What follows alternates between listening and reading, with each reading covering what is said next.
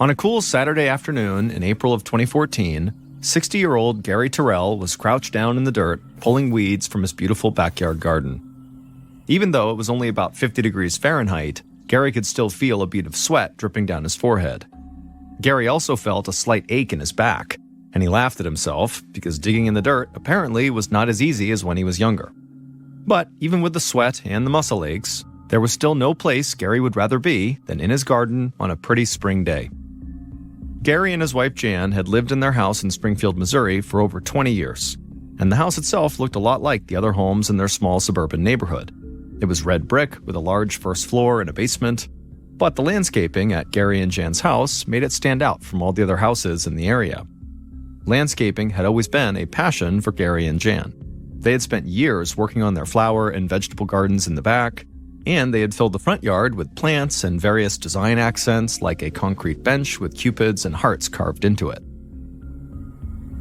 Gary slipped off his gardening gloves, stood up, and stretched out his back. Gary was average height with graying hair and a receding hairline. Gary heard the back door open, so he turned and he saw his wife Jan walking towards him. She was carrying a glass of water, and she had a big smile on her face like she usually did. Jan was 61 years old. She had brown hair down to her shoulders, and she wore glasses. When Jan reached Gary, she handed him the glass of water and told him he should really take a break. So they sat down together on a bench, and they talked about what else they could plant to add even more color to their gardens. Then Jan took Gary's hand, and they sat there quietly, just looking out over their perfect yard. The truth was, the garden was much more than just another landscaping project to Gary and Jan. It had been like a sanctuary to them for years. Gary and Jan had met and fallen in love over 30 years earlier in the 1980s. Soon after they had gotten married, they started a family, first welcoming their daughter Jessica, and then their son, Jimmy. But when Jimmy was only a toddler, Gary and Jan had gotten the worst news they could imagine. Their little boy had been diagnosed with cancer. After Jimmy's diagnosis, Gary and Jan had moved to the house in Springfield to be closer to medical facilities for their son's treatments. But unfortunately, at the age of 3, Jimmy had passed away. Gary and Jan knew they would never get over the death of their son. But the garden they started in the backyard of their home became their quiet, beautiful place where they could go and sit and remember their son. And soon, it became a place where they could retreat from stress and pain and just spend time together. It really was their sanctuary. Over the years, Gary and Jan had started to heal as best as they could from the terrible loss of their son, and they both turned their grief into a desire to help others. Gary had dedicated his life to education and working with children. He had been a history teacher, a school principal, and then he had gone on to serve as the assistant superintendent in his school's district. Jan volunteered her time sewing and crocheting for cancer patients, and even though nobody other than Gary knew, Jan also paid for milk and food items at the local school cafeterias to help cover the costs for kids who couldn't afford to buy those things on their own. And even after Gary had retired from working in the school district for decades, he wanted to remain an educator. So he had taken a position at a local college as an adjunct history instructor. So as much as Gary and Jan loved to escape from the stress and grief of life by going into their garden, they both still believed it was their job to stay engaged in their community and to help others as much as they could. In the garden, Gary finished his water and cleaned up his supplies. Then he and his wife went inside their house. Jan sat down on the living room couch and called their daughter Jessica. Jessica was in her late 20s, and she lived about 300 miles away in Oklahoma City, Oklahoma. Jan and Gary still talked to their daughter just about every single day. Jessica would call her mom every morning, and her dad would text her every night before he went to bed. But lately, Jessica and Jan had been on the phone with each other even more than usual because Jessica was planning her wedding.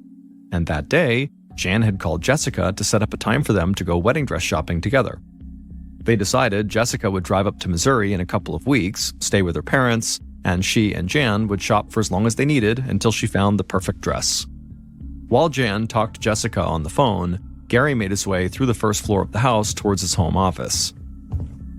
It was true that the outside landscaping Gary and Jan had done over the years really did set their house apart, but the inside of their house was also very different from other homes. In fact, the inside of their home wasn't like anything anyone in the neighborhood had ever seen. The inside of Gary and Jan's house was like a small museum or a curiosity shop filled with all kinds of rare items. Gary loved world history. That's why he continued to teach the subject even after he had technically retired. But Gary's love of history had also turned him into an avid collector. At first, Gary had begun collecting things like old books or rare furniture pieces he found at garage sales. But over the years, Gary's collecting had turned into something way bigger than just a hobby. The walls on the first floor of the house were covered with shelves, and those shelves displayed antique handguns and rifles, Native American spearheads, first edition books, jars filled with old coins from all over the world, and countless other collectibles. On his way to his office, Gary stopped for a second in front of a large wooden table that displayed his prized possession, 3 rare 19th century scrimshaw walrus tusks. Scrimshaw was the art of hand-carving detailed pictures or intricate designs into bone or ivory objects like whale and walrus tusks. Gary looked at his prized tusks and he smiled. Each one was worth about $10,000, but their monetary value was not really why Gary loved them so much. As a collector, he had to work hard to track down these kinds of very rare items. He combed through catalogs, visited antique dealers, talked to other collectors, and still went to local garage and estate sales in search of rarities.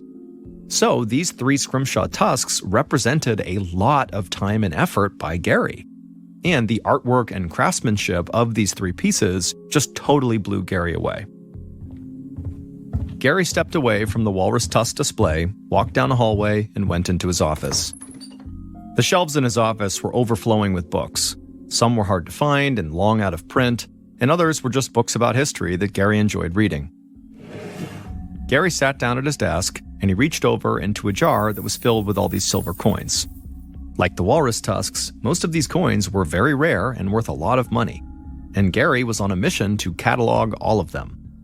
Cataloging items in his collection made it much easier for him to trade with other collectors because that way he knew exactly what he had, and he could give others a description of all the objects he owned. But cataloging coins was also kind of like sitting in the garden for Gary. There was something about the sound the coins made when they clinked against each other, and the time it took to determine exactly when and where each coin was from, that brought Gary a real sense of peace.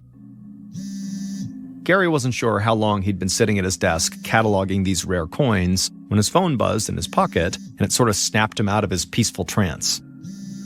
He grabbed his phone and glanced down at the number that was calling him, and he saw it belonged to one of his closest friends, Mark Porter.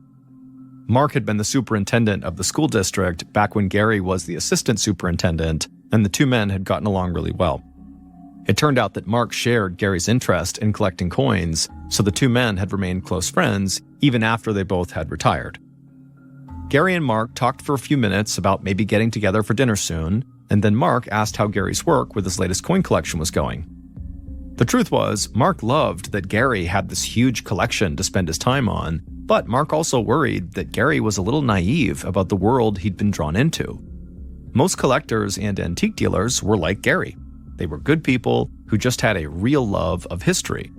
But there were some people who saw collectors like Gary as very easy targets because they were in possession of items that were worth a ton of money. And there were times when Mark worried if Gary really knew enough about the different people he was reaching out to in order to make potential buys or trades with. It wasn't really clear if Gary actually understood if these business partners of his were good people with good intentions or not. On the phone, Gary told Mark that everything was going great with cataloging his coins and he'd be able to see if anyone was interested in buying them soon. And he reassured Mark that he would only work with reputable collectible coin dealers when the time came to actually sell them. Then the 2 friends agreed to meet for dinner the following week, and they said goodbye. Not long after Gary hung up on Mark, Jan walked into the office, and she told Gary that their daughter, Jessica, would be coming up from Oklahoma soon to go shopping for her wedding dress. Gary stood up, and he had a huge grin on his face. He loved when his daughter came to visit, and he knew how happy it made Jan to spend time with their daughter. Gary put his arm around Jan, and the 2 of them walked out of the office and into the living room. They sat down on the couch, and Jan leaned her head on Gary's shoulder. Gary and Jan had been together over 30 years, and they had been through some really horrible things together, but they had come out on the other side. They were happy and healthy, and just as much in love with each other as they had been on the day they first got married. A few days later, on April 30th, 2014, Gary kissed Jan by the door that led to their garage, and then Gary headed out to his car. He was going to head out to teach one of his classes at the local college. Jan watched as Gary pulled out of the garage and headed down the driveway, and then once he was gone, Jan shut the garage door and then walked back inside into the living room. She sat down on the couch and called her daughter Jessica. They talked about Jessica's wedding planning, and Jan reminded her that if she needed help with anything, all she had to do was ask. Jessica's house in Oklahoma City was only about a 5-hour drive to Jan and Gary's, and they did see each other fairly often, but Jan secretly wished that Jessica and her fiancé lived closer. And even though Jan didn't say this, she really hoped when Jessica had children of her own, she would move back to Springfield, because Jan would want to be as close to her grandkids as possible. Jan and Jessica talked for a bit longer, and then Jan told her daughter she loved her and she couldn't wait to see her. Jan hung up her phone and then walked across the first floor to the basement door. Now, while she and Gary did call the basement, in reality, it really wasn't. It had been converted into another living space years earlier, complete with a small kitchen, so it was kind of like an apartment. Jan walked down the stairs and into the basement kitchen. She spent a lot of time down there canning vegetables. Jan didn't take canning as seriously as Gary took his collecting, but it was still a hobby she loved. But before Jan could get started canning that day, she thought she heard footsteps upstairs. She knew she'd been on the phone with Jessica for a while, but she still thought it was way too early for Gary to be home from his class. Jan walked over to the basement steps and called upstairs to see if maybe Gary was there, but nobody called back. Then Jan heard heavy footsteps running across the floor right above her, and suddenly her breath was caught in her chest, and she felt scared. Then the basement door at the top of the stairs swung open, and Jan looked up and saw someone running down the stairs right at her.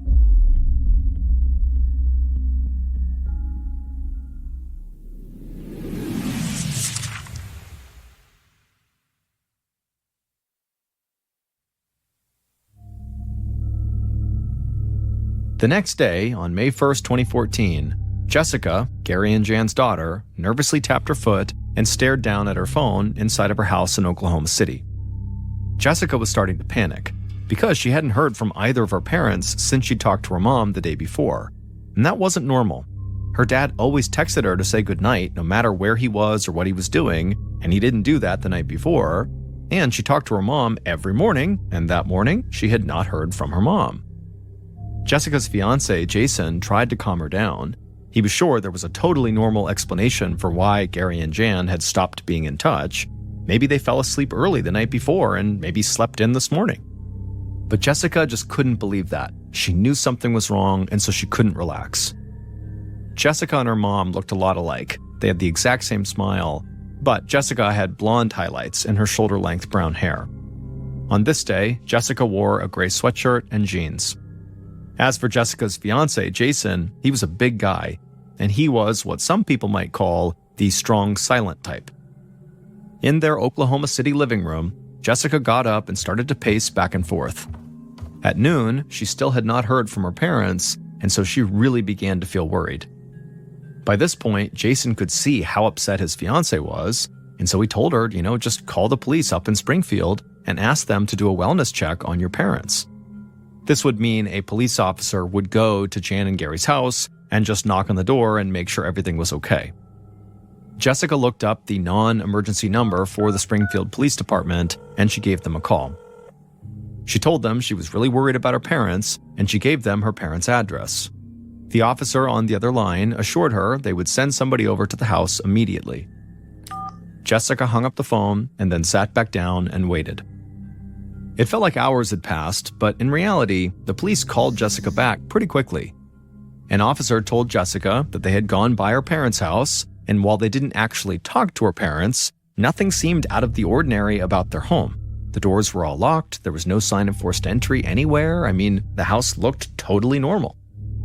Jessica thanked the officer for going over and looking around, but after she hung up, she told Jason that was not good enough for her. She was sure there was something wrong and somebody actually needed to speak to her parents. Jessica tried calling both of her parents again, but again, neither of them answered. So Jessica told Jason that they needed to drive to Springfield to see in person what was going on here. So at about 2 p.m. that day, Jessica and Jason walked outside to their car to begin the 5-hour drive to Springfield. Jason drove as fast as he could, and he and Jessica barely spoke on the ride, and then just a little before 7 p.m., Jason pulled the car into Gary and Jan's driveway. Right away, Jessica reached into her purse, and she took out the garage door opener she had for her parents' house. She pressed the button, and she and Jason watched as the garage door opened up, and inside, Jessica saw both of her parents' cars were parked. And when Jessica saw that, she turned to Jason, and she said now she was certain something terrible had happened. Jessica slowly got out of the car, but she didn't dare go inside the house. Instead, she dialed 911 and waited outside for the police to arrive.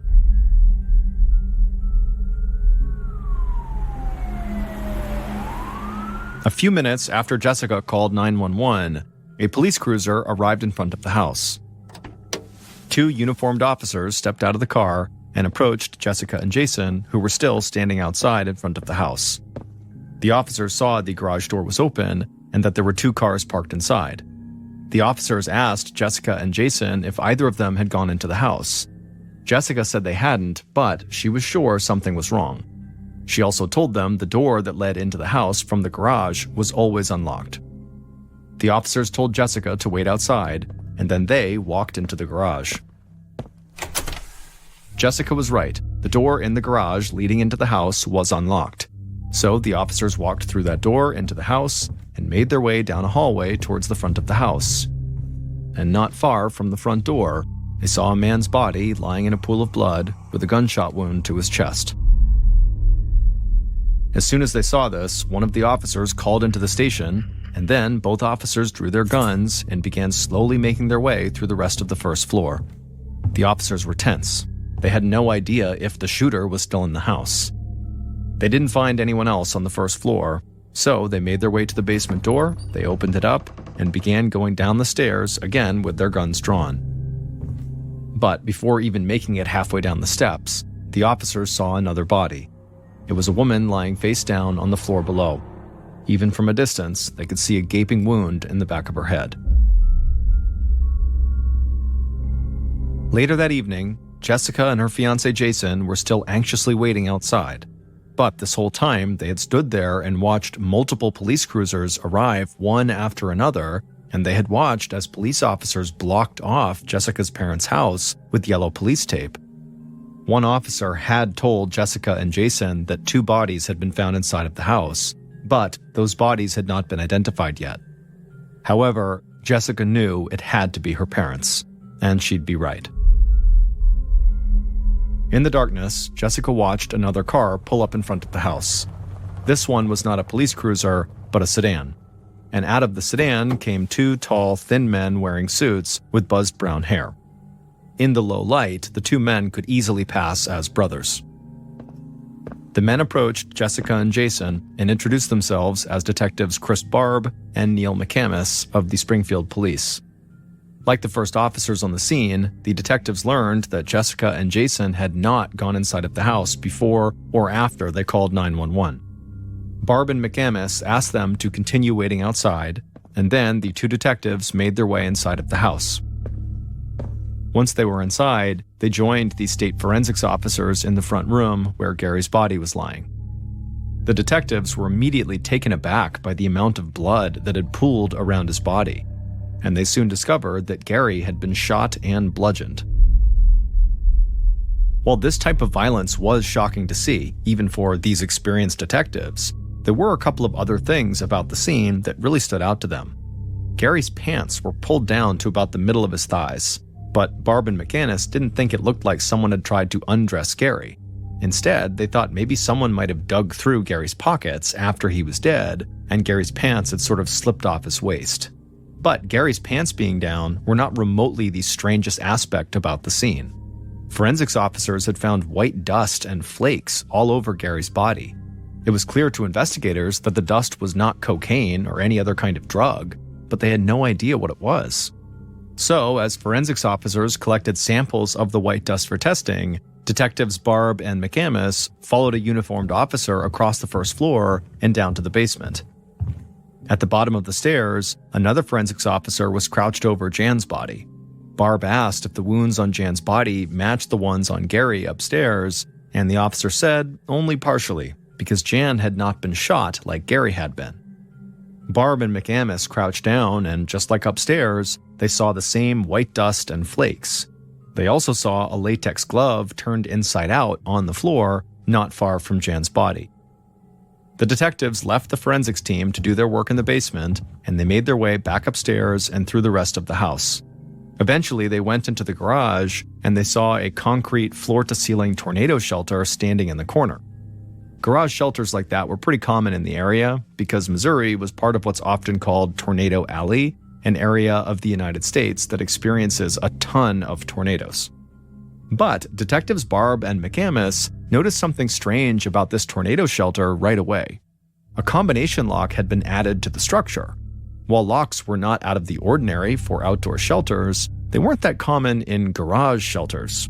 Because the idea that during a tornado, people would rush into their garage to get in their shelter and then have to fiddle around with a lock first just felt really unnecessary. And so Barb and McAmis walked over to the shelter to get a better look at this lock. And when they got there, it was clear someone had struck that lock over and over again in a failed attempt to get it to open. So the detectives were pretty sure that Gary and Jan had converted this tornado shelter into a sort of safe, hence the lock.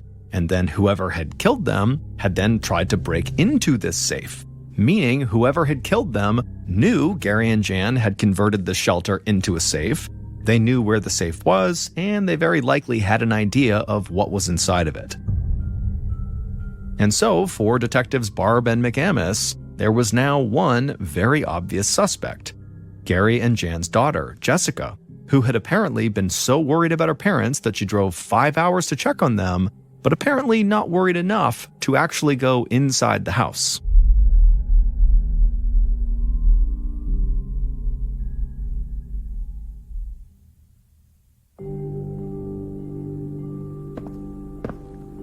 Late at night on May 1st, so a few hours after police had arrived at Gary and Jan's house, Detective Barb led Jessica and Jason into a small interrogation room at the police station. Barb motioned to a small wooden table that was pushed up against a wall that looked like it hadn't been repainted in decades. Jessica and Jason sat down at that table, and then Barb took a seat across from them. Barb was calm and measured, and he told Jessica how sorry he was about her loss. But he made it clear there were a few things that seemed really strange to him. Barb couldn't understand why Jessica and Jason had driven all the way from Oklahoma only to arrive at Jessica's parents' house, and then Jessica doesn't go inside to see if her parents need any help. But all Jessica would say in response to this was that as soon as she saw her parents' cars were in the garage, she knew something terrible had happened, and she didn't want to see it. And that was why she had just called the police and waited outside. Detective Barb nodded and jotted down a few notes on a pad of paper. Barb's face never gave anything away, but Jessica's reasoning still seemed very odd to him. And in fact, he had heard answers like Jessica's before. In murder cases, Barb had come into contact with people who left the scene after they had killed their victims and then contacted police to try to remove suspicion from themselves. But these killers would pretend they had not even seen the victims because they simply could not confront what they had done. So they would say things like they knew something was wrong, but that they had no idea what police would actually find inside, when in reality, of course they would know. And that's exactly what Jessica's response sounded like to Detective Barb. Now, he was not ready to just declare Jessica guilty, but he definitely still considered her a major suspect despite her explanation. Because in addition to her strange behavior at the house, Barb and his team had discovered some very important information since they had arrived at Jan and Gary's house that really only began to point more suspicion at Jessica. It turned out that Gary's collection of rare and historical items was worth hundreds of thousands of US dollars. And like police thought, Gary and Jan had converted that garage tornado shelter into a safe. And that safe held tens of thousands of dollars worth of gold and silver. So, Detective Barb knew that Jessica was the only child of wealthy parents, and she stood to inherit a lot of money when her parents died. In the interrogation room, Barb's voice remained totally calm, almost casual, like he was talking to a friend. He asked Jessica if she was angry at her parents for any reason. But Jessica just looked at him and shook her head no. She said her parents were her whole life. Then, Barb asked her if she had resented her parents for keeping their money from her or anything like that. And a confused and almost angry look suddenly came across Jessica's face. She told Barb that if she ever wanted money, or anything else from her parents for that matter, all she had to do was ask and they'd give it to her. Barb thanked Jessica and Jason for coming in, and then he let them go. Jessica might be a prime suspect, but Barb knew he needed a lot more evidence to be able to hold her. So Detective Barb and McCamus regrouped and started to put together a list of people who were close to Gary and Jan and who might have information about the crime or about Jessica. And the first person they wanted to talk to was Gary's friend and fellow collector, Mark Porter. At 7 p.m. on May 2nd, the day after Gary and Jan's bodies had been discovered, Mark Porter sat in an interrogation room similar to the one Jessica and Jason had been in the day before. Mark was 53 years old, and he was tall and handsome with salt and pepper hair. Detective Barb was once again handling the interview, and he asked Mark if he knew of any friends or family that might have wanted to harm Gary and Jan. But Mark shot down that idea right away. People in the community loved Gary and Jan because they both spent so much of their time helping other people. And Mark said as for their daughter, Jessica, she loved her parents and had a great relationship with them.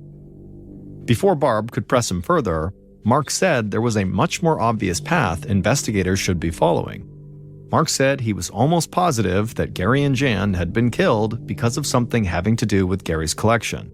And he added that someone could have stolen stuff from Gary worth thousands of dollars, and it would be almost impossible to know it was missing because Gary had amassed such a large collection of all different kinds of rare items. Then Mark shook his head and fell silent. Detective Barb asked him what was wrong, and Mark just kept shaking his head. Then he looked up at Barb and said that he had seen at least one text message exchange between Gary and a potential buyer, and something about this exchange had just seemed off to Mark. Mark told Barb that he had tried to warn Gary not to go into business with this guy in the text messages, but now Mark said he wished he had really pushed Gary to truly walk away from that deal. Detective Barb thanked Mark for his time and for the information he'd provided. And after Mark left, Barb met with the rest of the investigative team. None of the investigative team were familiar with the world of collectors that Gary and Mark and others were a part of, but they all knew that when it came to things worth a lot of money, there were going to be people involved who would do anything to other people to get their hands on those items. Now, Barb needed to figure out if something, one of the collectibles or multiple collectibles, were missing from Gary's house. Police could go through Gary's catalogs, but there was no guarantee that everything Gary had ever collected would be listed in those catalogs, so this was going to be a really difficult chore. So Barb reached out to Gary's brother to see if maybe he could help. Gary's brother was a respected attorney in the area, and he was probably more familiar with Gary's complete collection than anyone, because he had helped Gary with legal and financial issues related to collecting some of these rare objects. Detective Barb wasn't willing to rule Jessica out as a suspect, but what Mark had said did make a lot of sense, and investigators started focusing on the murders as possibly being the result of a robbery, and they hoped either Gary's brother or the test results from the mysterious white dust they were waiting on would lead them to the killer. On May 10th, so 10 days after Jan and Gary's murders, their daughter Jessica stood at the front of a massive crowd that had gathered inside of a high school gym. The outpouring of love for Jan and Gary from the community had been overwhelming, and it became clear that a funeral home would not be large enough to accommodate everybody who wanted to pay their respects to Gary and Jan. So the school district, where Gary had worked for decades, let the family use a local high school gym for a memorial service. But as Jessica listened to friends and other family members talk about how much her parents had meant to them, one thought kept coming into her mind. This was the day she was supposed to go dress shopping with her mom, and now her parents wouldn't even get to be there for her wedding, and they would never get to meet their grandkids. Jessica just started sobbing, and Jason wrapped his arms around her and pulled her face to his chest. The fact that Jessica had lost her parents was devastating, but Jason could not believe that on top of that, she also had to endure being a primary suspect in their murders. After the service was over, Jason stood by Jessica outside the gym as she greeted people she had known since she was a kid.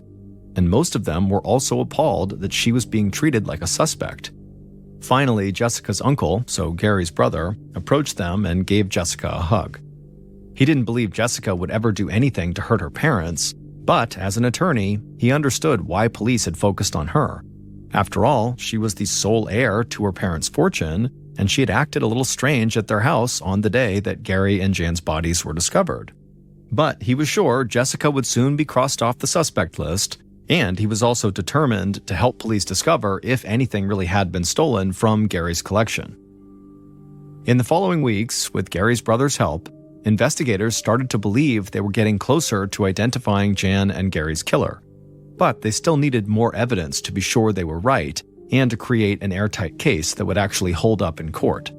But as more time passed, the people who were closest to Gary and Jan put added pressure on the police because they felt like the investigation had started to drag. And on top of that, some of Gary and Jan's friends and neighbors had begun to get frightened because they had no idea if Gary and Jan had been the killer's only target or if they too were also in danger. 3 months after Jan and Gary's murder, Gary's friend, Mark Porter, sat in the small lobby of a quick-service oil change garage. Mark sipped on a cup of coffee from a fast food restaurant and waited for his oil change to be finished. Then, a man walked in and sat down right next to Mark, which was odd because there were plenty of other seats available in the lobby. But Mark didn't think too much about it. He just kept drinking his coffee. Then this man started to talk to Mark. It was just small talk, and Mark responded politely. Finally, Mark heard someone behind the counter call his name. Mark put down his coffee, nodded to the stranger who had been talking to him, paid for his oil change, and then went outside to his car. But as Mark drove away, he got this weird, uneasy feeling in his stomach. Who was that guy, and why had he sat down right next to him and just started talking to him? It just felt odd. When Mark got home, he started to worry that that strange guy might be somehow connected to the murders of Gary and Jan.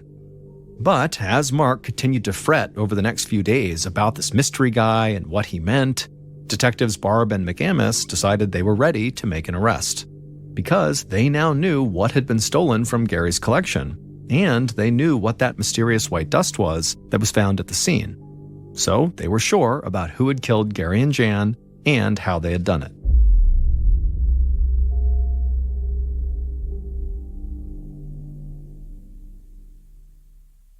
Based on evidence found at the murder scene, interviews conducted throughout the investigation, and the test results from the white dust and flakes found inside of Gary and Jan's home, here is a reconstruction of what police believe happened on the night of April 30th, 2014, when someone murdered Gary and Jan Terrell.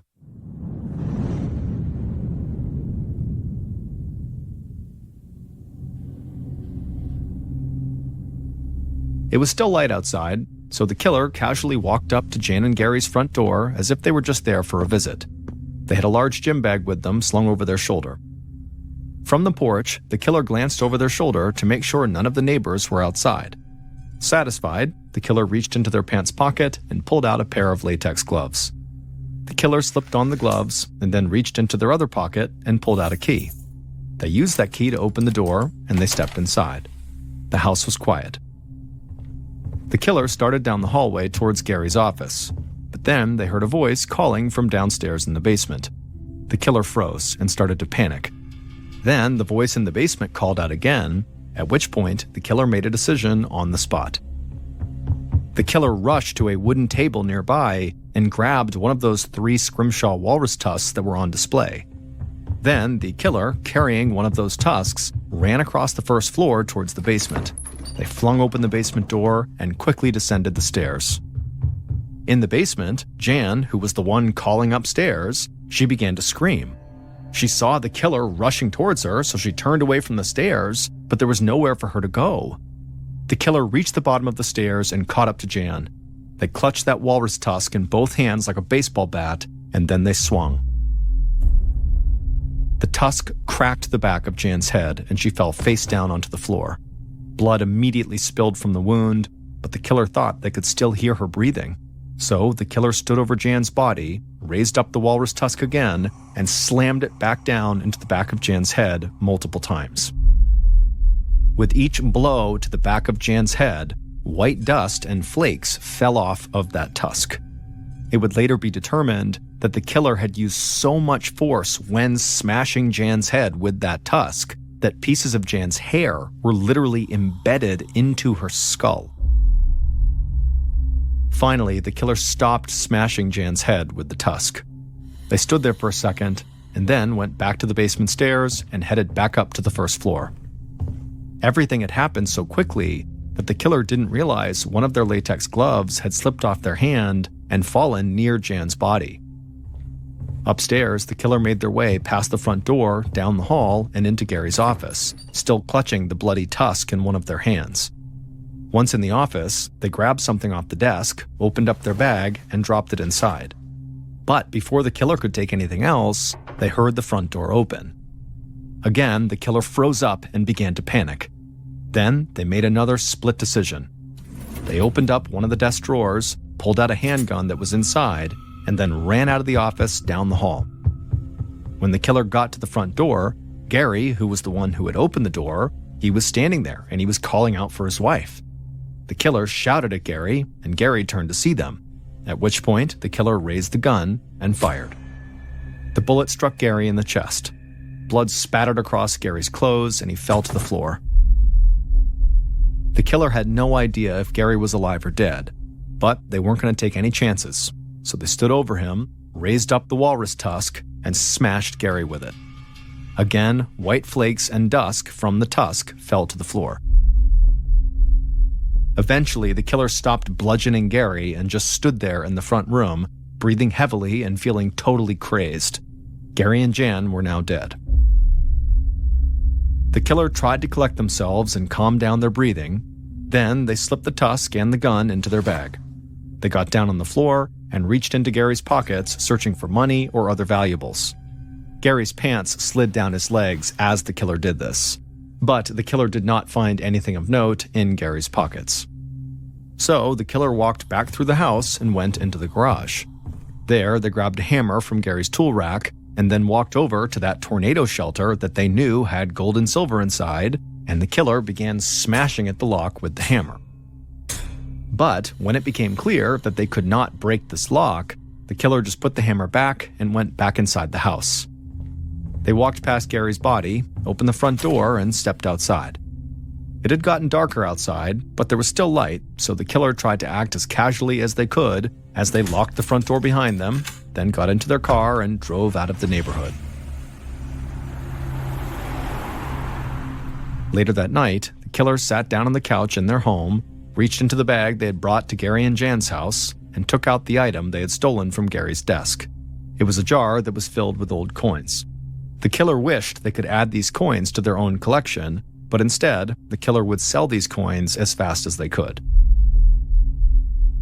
Mark Porter, Gary's friend and former co-worker, had been the one who murdered Gary and Jan. It would turn out Mark was in massive debt due to gambling losses and other poor financial decisions. And weeks before the murder, he had asked his friend Gary to borrow a staggering $250,000 US.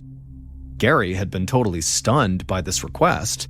He thought Mark was doing really well financially, and he had no idea why Mark would assume that he, Gary, had enough money to just casually give away $250,000, and so Gary had said no. Mark had said he understood and that he wouldn't press Gary anymore about the loan, but in reality, Mark had actually decided that he would go into Gary and Jan's house when Gary was off teaching a class so he could raid Gary's collection himself for some of his more high-end items and then sell them on the collector's market. Being a coin collector himself, Mark knew the worth of Gary's very rare coin collection, and he also knew the worth of a lot of the other items Gary had. So, on April 30th, Mark made his way into Gary and Jan's house to do this robbery. Investigators don't know if he stole the key he used to get inside, or if maybe Gary and Jan had given him the key since he was a friend, but either way, that was how he got in with that key. And so Mark had entered the house with the intention of just robbing Gary, but then Gary's wife, Jan, shouted from the basement, and suddenly Mark's plan fell apart. Mark grabbed the walrus tusk and rushed downstairs and beat Jan to death. But when Mark heard Gary come home, he wasn't sure if the tusk would be enough. He knew Gary kept a handgun in his desk drawer, so he grabbed it and shot Gary, and then followed it up with smashing him with the tusk as well. While investigators had initially considered Jessica their primary suspect, they were eventually able to place her at a restaurant in Oklahoma City at the time of her parents' murder. And it turned out that her reasons for not actually going into her parents' house when she drove all that way to see if they were okay were totally legitimate. When Jessica saw her parents' cars parked there, when she couldn't get in touch with them and nobody knew what was going on with them, she really did just have this gut instinct that something horrible had happened to them, and she just could not bear to see it for herself. And so that was why she had not gone in. So when Jessica was off their suspect list, investigators started digging into the possibility that someone from the collecting world had killed Gary and Jan like Mark had suggested. But then Gary's brother realized that a huge stash of rare coins was missing from Gary's office. And not long after that, police received a call from a local shop that bought, sold, and traded rare coins. And they had a video of a man who had recently sold a large coin collection for over $18,000, and the man on that video was Mark Porter. At this point, detectives Barb and McAmis thought they were close to catching their killer, but there was still a chance that Mark had simply sold some of his own coins, so they needed more proof that what he sold was actually Gary's. They asked Mark to submit a DNA sample to see if maybe they could tie it to DNA found at the scene, but Mark refused. So the police sent in an undercover cop to get the DNA sample. And so it would turn out Mark had every right to be suspicious of that stranger who had come in and sat down right next to him and chatted with him while his car was being worked on, because that stranger was an undercover police officer who ultimately left with Mark's coffee cup that he left behind inside. And the crime lab was able to connect DNA samples from the coffee cup to DNA samples that were found on the latex glove that had been left behind at the murder scene in the basement near Jan's body. Finally, detectives Barb and McAmis learned that the white dust and flakes found near the bodies had come from a walrus tusk similar to the two they had seen on display at Gary's house, so they knew what weapon Mark had used to attack and kill Jan, and then also to bludgeon Gary with after he had shot him. Mark pleaded guilty to second-degree murder and received 2 consecutive life sentences. He'll be eligible for parole after he turns 82 years old. Jessica was able to speak at Mark Porter's sentencing, but she refused to put the focus on Mark. Instead, she focused on her parents, saying she would miss her parents' advice and their laughter, and she would miss telling them she loved them. One morning in the spring of 2009, 39-year-old Dr. Benjamin Gilmer quietly got dressed before dawn without waking his sleeping wife and young son. He walked out the front door of his home in Asheville, North Carolina. He got in his car and pulled off into the foggy morning. Benjamin drove about 15 miles until the city streets became narrow country roads. In the distance, he saw the peaks of green mountains jutting into the sky. The area was breathtaking. But Benjamin's stomach was in knots. He was about to start his new job as a doctor at the Cane Creek Clinic, a rural medical center in the small town of Fletcher. A few minutes later, Benjamin turned off the main road and into the driveway of an old, repurposed farmhouse. The farmhouse was the clinic's location, which had been founded by another doctor whose last name was Gilmer, except this doctor's name was Vince Gilmer. Benjamin found it odd that he happened to share the same last name as the previous doctor. He knew it would confuse some patients. In fact, having the same last name as the clinic's founder had almost kept him from getting the job. The board of directors was hesitant to hire him because the first Dr. Gilmer had done something so heinous that they wanted to completely disassociate themselves from that name. Dr. Vince Gilmer had murdered his own father and mutilated the corpse 5 years earlier on June 28, 2004. He was now serving a life sentence in prison. Benjamin Gilmer understood why having the same last name as this killer would give the board of directors pause. But Benjamin was grateful that they gave him a chance. His goal wasn't to work in a big hospital or make a ton of money, it was to help people who needed it most in small communities. Benjamin parked, then got out of his car and walked toward the clinic. He took a deep breath and then stepped through the creaky front door. The clinic wouldn't open for another 10 minutes, but there were already a handful of people sitting in the waiting area reading the local paper. A few people glanced up at him, but no one gave him a strange look. He smiled and waved back, relieved that he didn't seem to be causing any confusion. Benjamin headed into the back and greeted his staff, who had already been told Benjamin was not related to the other Dr. Gilmer. Benjamin checked his busy schedule. He had back-to-back-to-back appointments from 8 a.m. to 6 p.m. He refilled his coffee mug, put on his white coat, and got to work. By the end of the day, 6 p.m., he was tired and ready to go home. But he had one more patient to see, a woman who was there for a follow-up on her arthritis. But when he walked into the exam room, he was startled by what he saw. The woman was sitting on the exam table with her head down almost to her knees, and she was hyperventilating. Her breaths were shallow and her face was pale. She was clearly having a panic attack. But as soon as Benjamin stepped all the way into the room and shut the door, the woman looked up at him and visibly began to relax. Her breathing slowed down and her color started to come back. Once she had steadied herself, she reached out and touched Benjamin's shoulder and apologized. When the nurse had first mentioned she'd be seeing Dr. Gilmer, she was terrified because she thought it would be the other Dr. Gilmer, the murderer. Benjamin smiled and told her it was all right, he was just glad she was feeling better. Once the woman was ready, Benjamin began to examine her, and as he checked her vitals, they talked about the other Dr. Gilmer, Vince Gilmer. Despite her fear that it was going to be the first Dr. Gilmer walking into the exam room, she had said to the new Dr. Gilmer that she actually only had fond memories of Vince Gilmer. She remembered Vince as being very kind and caring before she found out he had murdered his father. One time when she was at the clinic, she'd seen Vince rescue a mouse from a no-kill mousetrap. Then he walked out back and released it right next to a koi pond he'd built himself. He cared deeply about every living thing, which had made his crime all the more shocking to her. Benjamin thanked her for being so open. He prescribed some medication for her arthritis, walked her back to the waiting room, and then he returned to his office. Benjamin wrote up his patient notes from the day, and then he left the clinic. But on the way home, he kept thinking about Vince Gilmer. He wondered how a man who had been a doctor, committed to saving lives, was now serving a life sentence for murder. His mind wandered as the trees on the side of the highway whipped by. Benjamin blinked and forced his eyes to stay on the road. He didn't want to think about a murderer, especially one who shared his last name. Finally, Benjamin arrived home, he had some dinner, and then he crawled into bed and fell asleep.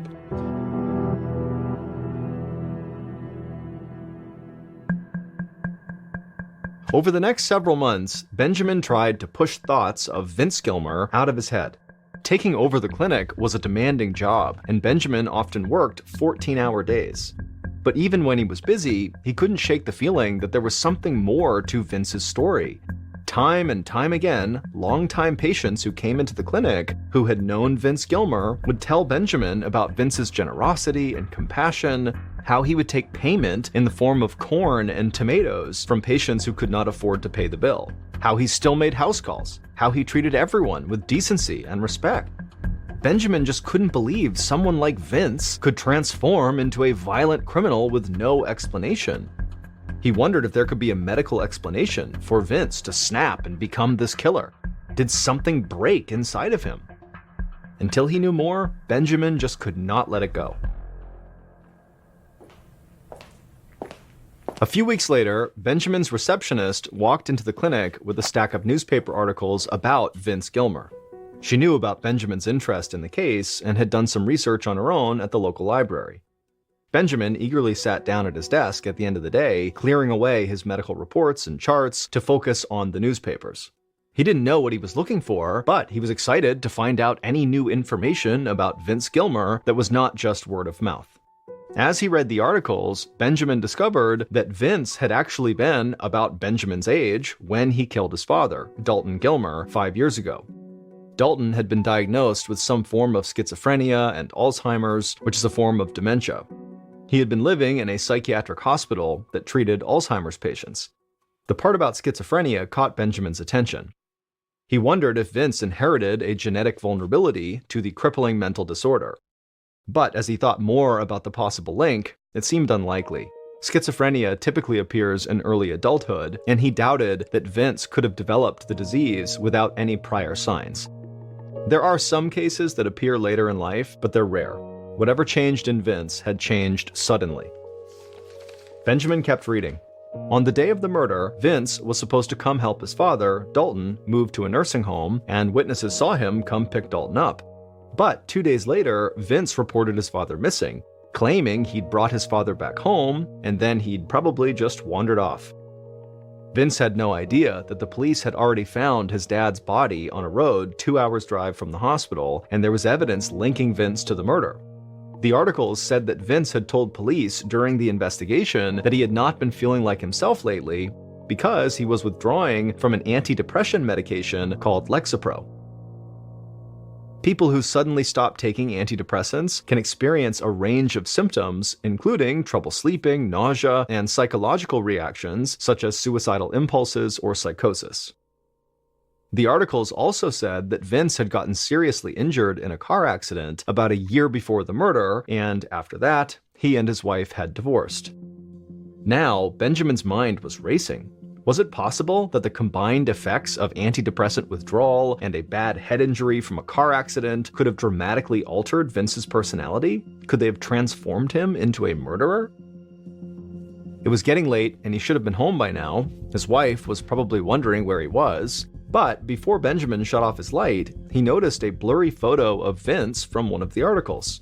He looked big and burly. He had a shaved head and he was wearing a prison jumpsuit. His eyes seemed haunted. Benjamin suddenly felt like he was trying to build a jigsaw puzzle without all the pieces, but he didn't have the time to figure out what he was missing. Over the next year, Benjamin's life got much more hectic. He and his wife had a second child, and he was just so busy running the clinic that ultimately he was not able to keep up his research into Vince. And if Benjamin was being honest with himself, he knew the Vince Gilmer subject was taking up way too much space in his head. His obsession with this murderer would just have to wait until he had more time to think.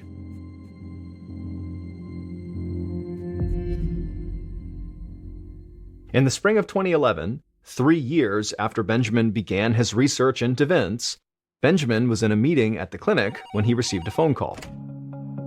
The caller identified herself as Sarah Koenig, a journalist from New York. Sarah had heard about the case of the previous Dr. Gilmer, and she was interested to find out more. In fact, Sarah wanted to do a podcast about it. She asked Benjamin if he would be willing to speak with her about his experiences as the second Dr. Gilmer at the clinic. Benjamin was intrigued by Sarah's call, but he was also hesitant. He didn't want to get sucked back into Vince's dark past, so he told her he was actually not interested in doing the podcast.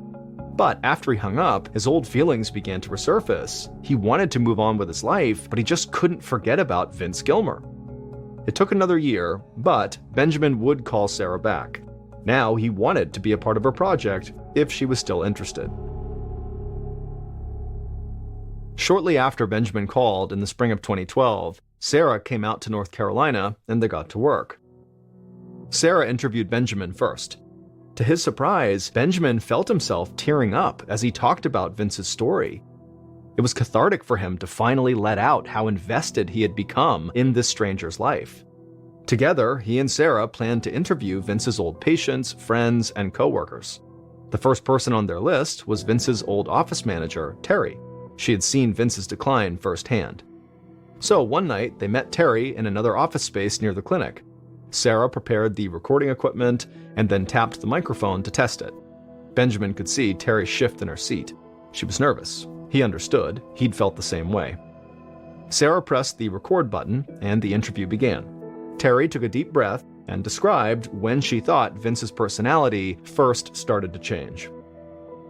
It was about a year before the murder, in 2003. Vince's truck had hit a telephone pole and overturned. First responders found him unconscious, and an ambulance had rushed him to Mission Hospital in Asheville. And when Vince woke up, he didn't know his own name, and he didn't recognize his wife. Terry said Vince's amnesia cleared up after about 24 hours. But after that crash, he was never really the same.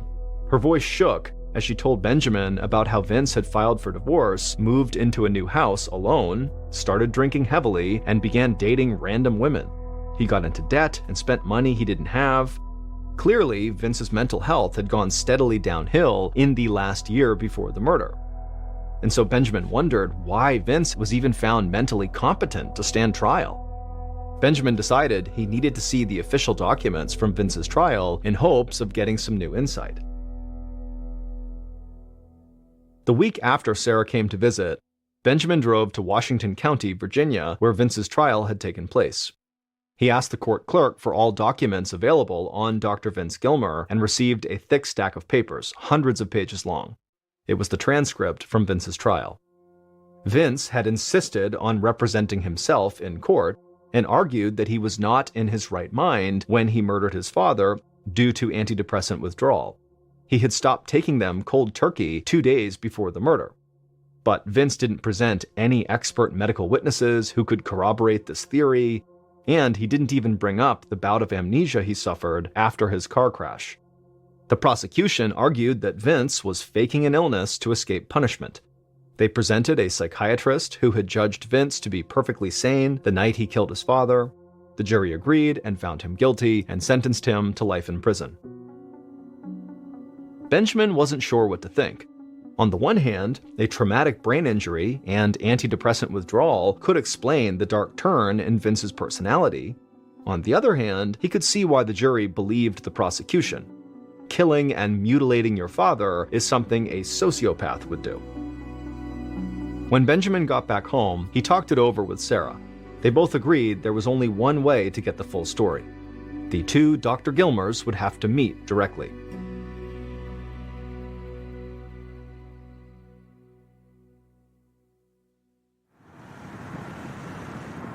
It took several months to organize, but in early January of 2013, Benjamin and Sarah made the 2-hour drive to Wallens Ridge State Prison in Virginia. The maximum security building was huge and flat, a cinder block fortress nestled deep in the Virginia mountains. After Benjamin parked and stepped out of the car, he immediately heard the buzzing sound of the electrified razor wire lining the prison's fence. He noticed snipers perched on guard towers. The place made Benjamin extremely nervous. He and Sarah left their belongings in the car, they showed their IDs to the guard, and then walked through the metal detectors. Finally, they were led down a hallway to the visiting area. The room was large and filled with long metal tables. Benjamin could smell old food and bleach. It almost felt like a school cafeteria, except for the fact that prison guards loomed in the corners, and each table had a metal divider down the middle to separate inmates from visitors. Benjamin and Sarah sat down at one of the tables and waited. A few minutes later, an old man shuffled slowly into the room. He was rail-thin with a gaunt face and barely any hair. Benjamin watched the old man walk, thinking he must be visiting someone else. But then the old man pulled a chair out at their table. It was Vince. He was 50 years old, but looked nothing like the burly, broad-shouldered man Benjamin had seen in older photos. Benjamin could feel his heart pounding. This was the man he'd been fixated on for the past 4 years. He took a breath and then introduced himself, but it seemed like Vince barely heard him.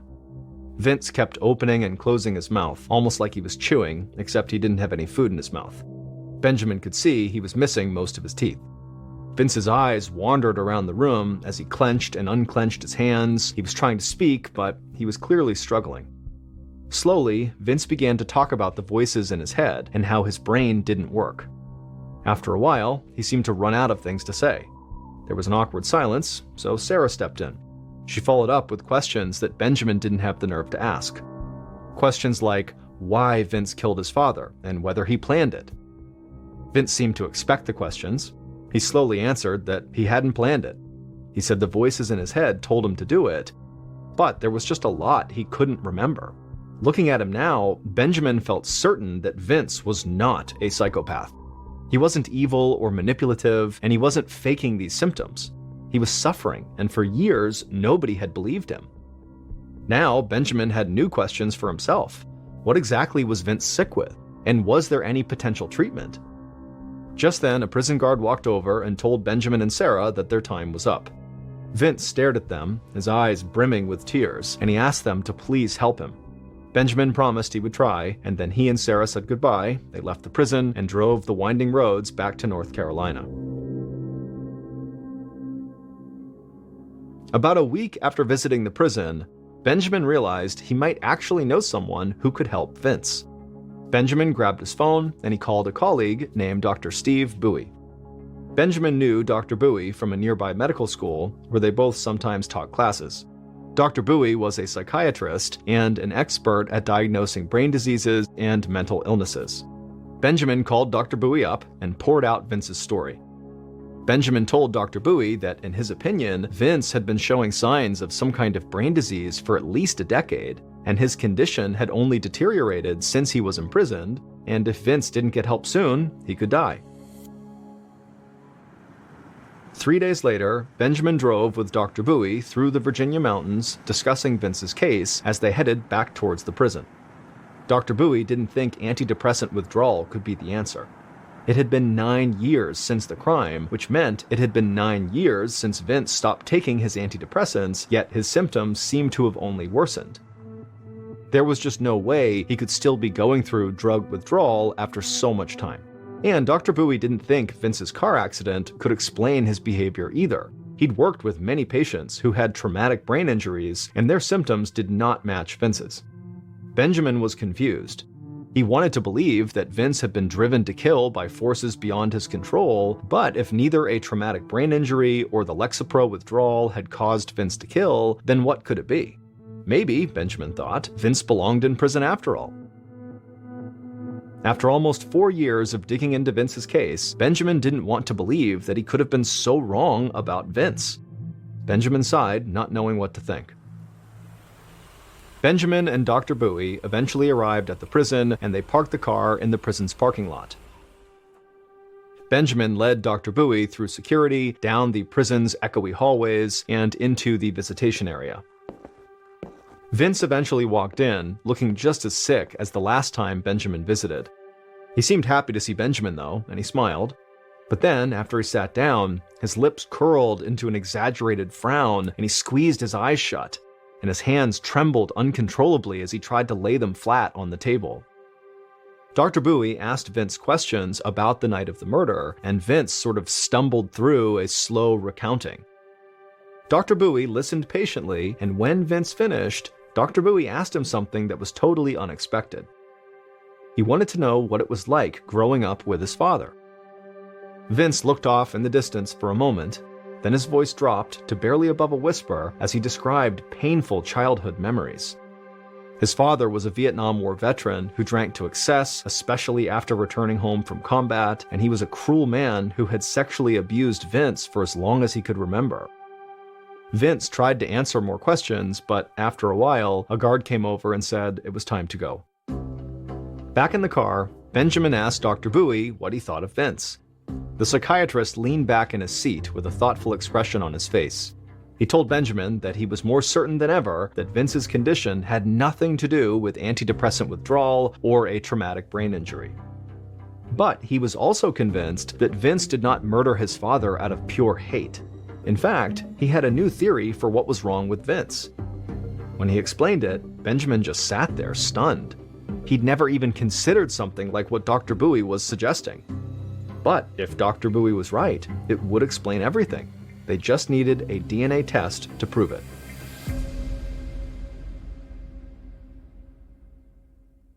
It took some time, but they did eventually get everything in order. Dr. Bowie had to get the prison hospital to obtain a blood sample from Vince, send it off for testing, and then wait for it to be processed. The DNA results came back a few months later, in March of 2013. Benjamin was at work, sitting in his rusty desk chair, when he saw an email notification on his computer from the prison hospital. His heart skipped a beat as he opened the email. The diagnosis was finally there in black and white. It explained everything, from Vince's car accident to his increasingly strange behavior to the murder that landed him behind bars.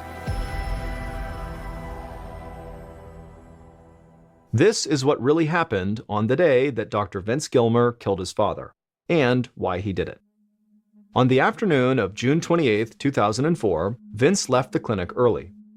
He drove home, he grabbed a canoe from his garage and lifted it onto the top of his pickup truck. He strapped the canoe down and then got back into his truck and drove across town. About an hour later, he parked in front of the huge, multi-story brick building where his father lived, Broughton Hospital.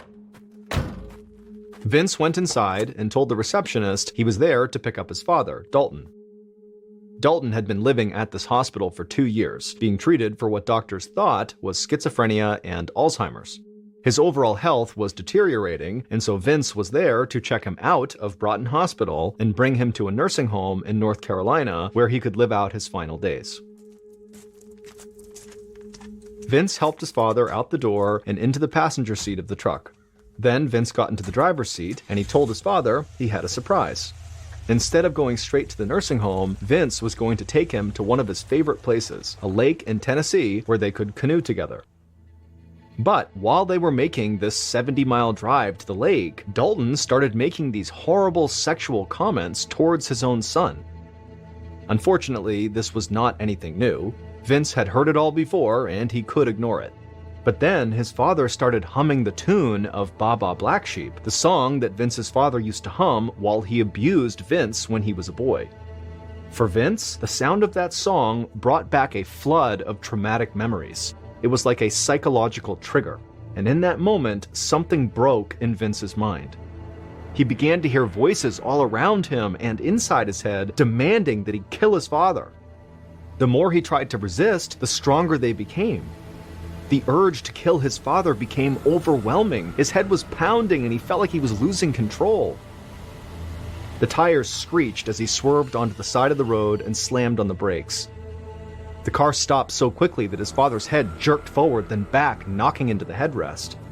Vince's eyes locked onto his dog's leash, which he'd left lying over the passenger seat headrest. The voices screamed at Vince to use it. And so Vince grabbed one end of this leash, he wrapped the other end around his father's neck, and then he pulled as tight as he could. Dalton was too sick and frail to fight back. He died of strangulation. Afterward, it was still.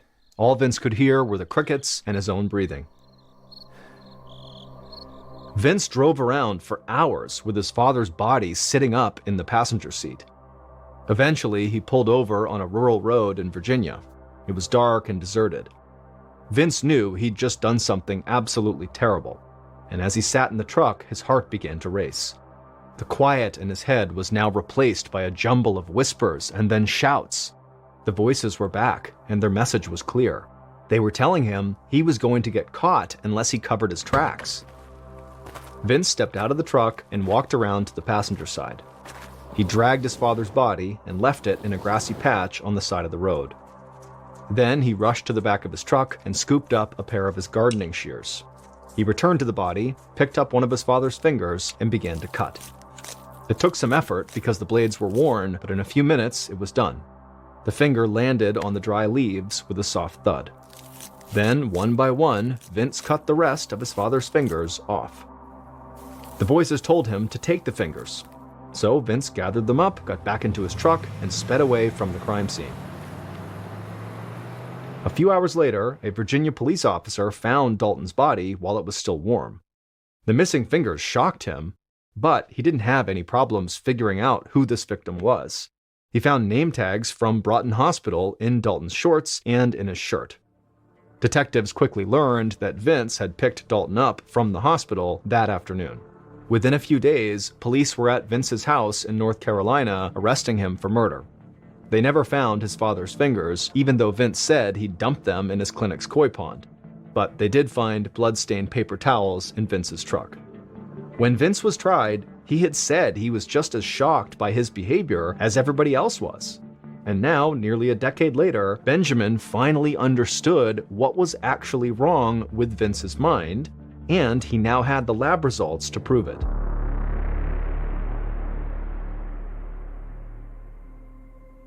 Benjamin read the words from the prison hospital's email over and over. Vince had Huntington's disease. Benjamin opened up an internet browser. He'd studied Huntington's in medical school, but it was so rare that he'd never diagnosed it in his career as a doctor. He began looking up articles in medical journals to refresh himself on the details. The articles described Huntington's as being a sort of cross between three diseases that are each absolutely terrible: ALS, Parkinson's, and Alzheimer's. It was a degenerative neurological disease, meaning it caused a person's brain cells to break down and die. This created physical and psychological problems like involuntary movements, cognitive impairments, memory loss, intense personality changes, and psychosis. The Huntington's diagnosis lined up with all the symptoms Vince experienced. And while the majority of Huntington's patients weren't violent, the disease could cause people to act out in ways they normally would not. Benjamin thought that Vince might have been struggling with multiple problems at once. While a traumatic brain injury and antidepressant withdrawal could not explain his actions on their own, they could have combined with Huntington's disease to create a perfect storm of mental and physical illnesses that totally changed Vince's personality and behavior. Benjamin kept reading. Huntington's was genetic, meaning it got passed down from parent to child. If someone's mother or father had Huntington's disease, then they had a 50-50 chance of getting it as well. Suddenly, everything clicked for Benjamin. The doctors at Broughton Hospital thought Vince's father, Dalton, had schizophrenia and dementia. But it was much more likely that Dalton had Huntington's. He was the one who passed it on to Vince. To Benjamin, the entire story was a tragedy. Two men, a father and son, who shared the same mental illness, both doing unspeakable things to each other. Then Benjamin read something else that made his heart sink even further. Huntington's is a death sentence. There is no known cure, and the disease will eventually kill its victim. All Benjamin could do was try to get Vince the mental health care he needed. Today, Benjamin still has a close relationship with Vince. His goal is to help Vince get out of prison and into a proper treatment facility. In January of 2022, the governor of Virginia granted Vince clemency on the condition that a place was found for him at a psychiatric hospital. Technically, this made Vince a free man, but it wasn't as simple as him just walking out of prison and into a hospital, because every public mental health facility in Virginia refused to take him in, and a stay at a private hospital was far too expensive. Benjamin continues to work hard to find a hospital for Vince, who remains in Wallens Ridge State Prison. He hopes that one day, the first Dr. Gilmer will receive the psychiatric care that he needs.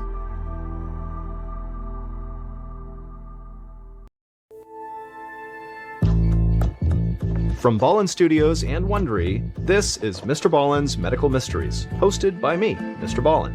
A quick note about our stories: we use aliases sometimes because we don't know the names of the real people in the story, and also, in most cases, we can't know exactly what was said, but everything is based on a lot of research. And a reminder, the content in this episode is not intended to be a substitute for professional medical advice, diagnosis, or treatment. This episode was written by Karis Allen Posh Cooper. Our editor is Heather Dundas. Sound design is by Ryan Potesta. Coordinating producer is Sophia Martins. Our senior producer is Alex Benedon. Our associate producers and researchers are Sarah Vitak and Tasia Palaconda. Fact-checking was done